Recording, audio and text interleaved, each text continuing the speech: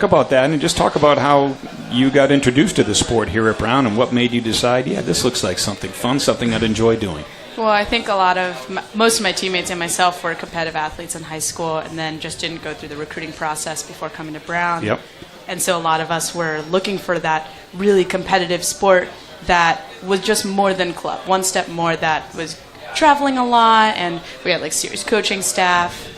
And rugby was really it. We've, people who have played running sports. You have running, people who have done contact, like hockey.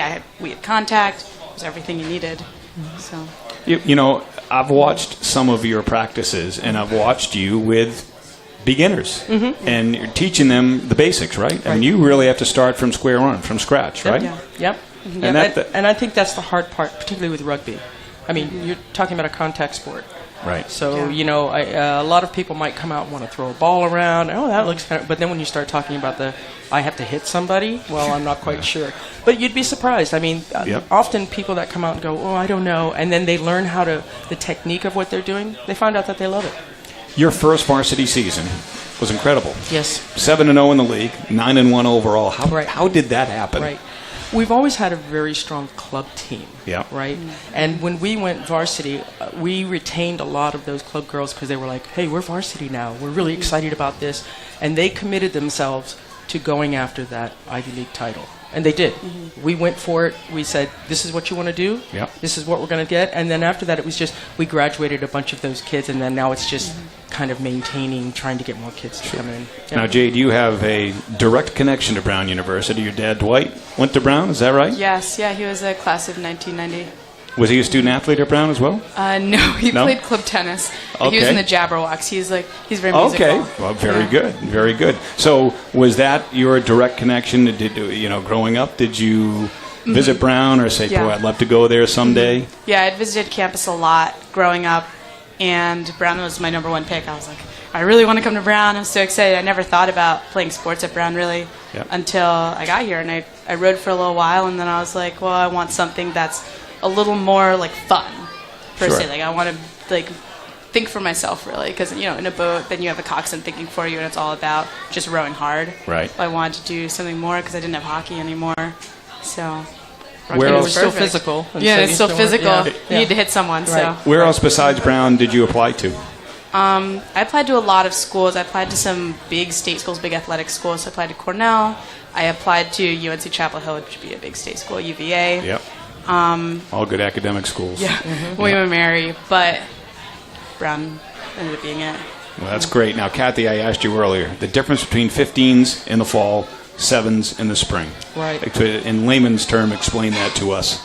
Layman's terms, it's the number of people on the field. Right, that's what I figured, right? Right, exactly. And time. Right. So when you're playing 15s, you play 2 40-minute halves. When you play 7s, you play a 7-minute half, a minute rest, a 7-minute half. Okay. Period. So you can play many more games in a day, right, obviously, than you can at 15s. Right. Yeah. Do you enjoy 7s? Do you enjoy 15s? Is there one you prefer over the other? Yeah. Well, 15s is my favorite season because 15s are big NCAA. It's our real fall season. And so there's so much more hype around it. We have more games. Yep. We have this whole preseason going into it. So you have this 2 or 3 weeks with your team where all you do is play rugby and there's no academics, there's no jobs. And so going into the season, you just feel so much more excited.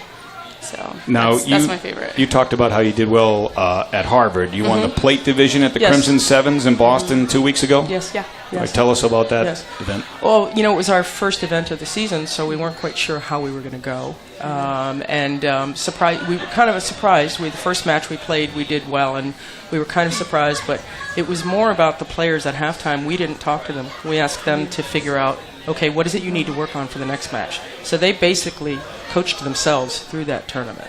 Yeah. And that's what we want. We want players that can figure that out, because when it comes down to it, we're not on the field with them, right? So, and I think they did a very good job. So now what we have to do is we have to go back and look at what happened this weekend and say, okay, what's the difference between the 2 weekends? And what do we have to shore up? Because we're going to Ivies this weekend. Right. Down to Princeton? Yeah, down to Princeton. Yeah. And we have one of our players who's injured, who is a very high-level elite sevens player. She's going to be actually coaching along with one of our assistant coaches, who is a big sevens player as well. Oh, great. So we're looking forward to that growth of intelligence, of the knowledge of the sport. It's not like the players aren't intelligent generally, but they don't have what we call rugby IQ. And so we're just trying to stimulate that. Jade, talk about the commitment of being a student athlete. Obviously, it's something you've known your whole life. We talked about in high school you were a rower and you played hockey, and now here in college you're at an Ivy League institution which is rigorous academically, and on top of that you're playing rugby. And I see you guys out there at 6:30 in the morning practicing on Mondays and Wednesdays. So I know the commitment that it takes. But tell the listeners and the viewers a little bit about what your daily routine is like and how you manage your time. Okay. So on a normal day, we wake up like 5:20 because we have to put on like our gear before we get onto the field.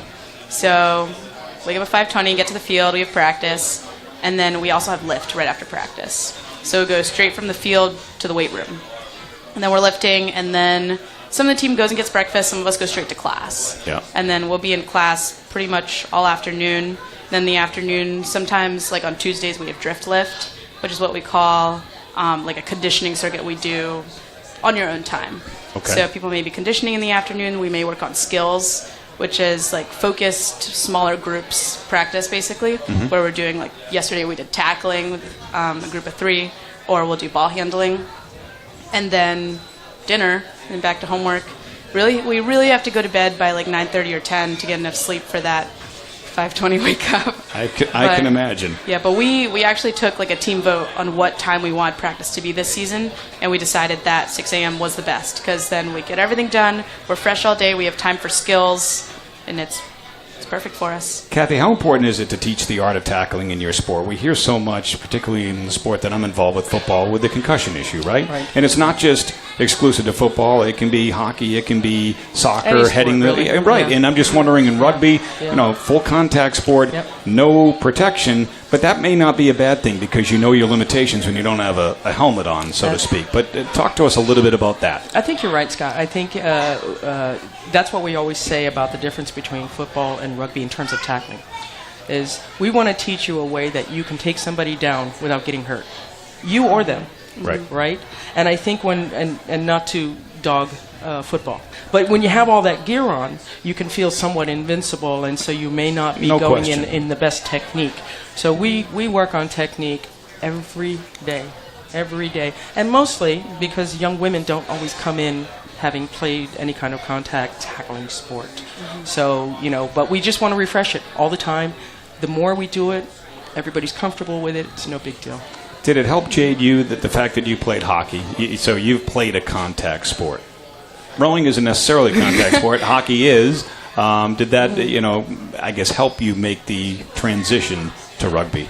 I would say a little bit. Helped me get more excited about rugby. Like the first time I ever came and watched practice, they were running these things we call X drills, where these are just brutal. You sprint the diagonal across the football field, and then you like stride the straight, jog the flat, and then sprint again.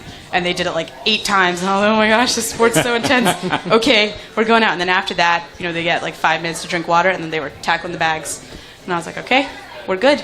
Like, I'm here. But yeah, so, women's hockey's not, we don't check. Right. So, but I had played a lot of hockey with boys up through Bantam. So I checked a little bit with guys that are about my size until boys started going to high school and then getting larger.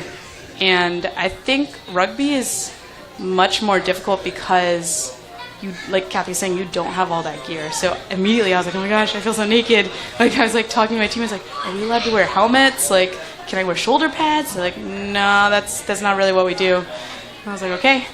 You probably take your fair share of bruises during the season, do you not? Yeah, I actually have like a really gnarly one on my left knee that I was just in PT for yesterday because I couldn't bend my knee all the way, but today it was okay. So I was like, okay, we're good. That's good to hear. Telling my team, I was like, can you just tackle me on my right side because I don't want anyone to touch my bruise.